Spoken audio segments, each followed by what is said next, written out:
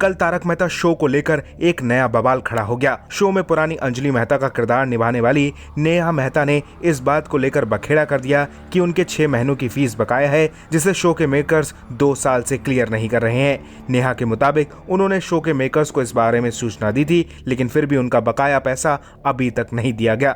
अंजलि के इन आरोपों के बाद असित मोदी पर सवाल खड़े हो गए। लोग उनके खिलाफ तरह तरह की बातें बोलने लगे, लेकिन इस बीच नेहा के आरोपों पर अब मेकर्स का जवाब आ गया है। इस जवाब में मेकर्स ने उल्टा नेहा पर ही सवाल खड़े कर दिए हैं। मेकर्स की तरफ से कहा गया है कि फीस क्लियर करने को लेकर नेहा से संपर्क करने की कोशिश की गई थी, लेकिन उनसे संपर्क नहीं हो पाया। मेकर्स का कहना है कि नेहा बिना किसी मीटिंग के ही शो छोड़कर चली गई थी।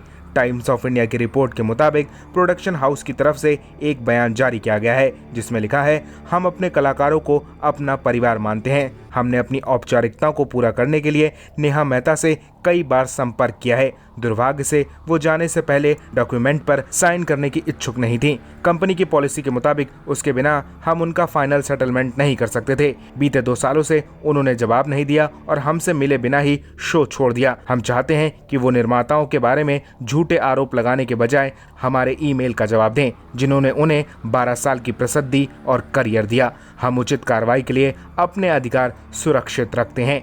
मेकर्स के इन आरोपों पर अभी तक नेहा का कोई जवाब नहीं आया है। नेहा ने साल 2020 में ये शो छोड़ दिया था। उन्होंने शो पर अनप्रोफेशनल होने के आरोप लगाए थे। नेहा के बाद शो में उनके पति का किरदार निभाने वाले शैलेश लोढ़ा भी ये शो छोड़ चुके हैं। फिलहाल अब लोगों को इंतजार है कि नेहा मेकर्स के इन आरोपों पर क्या जवाब देती हैं। फिलहाल इस पर आप क्या कहेंगे? अपनी राय हमें कमेंट में दीजिए और ज़्यादा ऐसी अपडेट्स के लिए बॉलीवुड पे चर्चा को सब्सक्राइब कीजिए।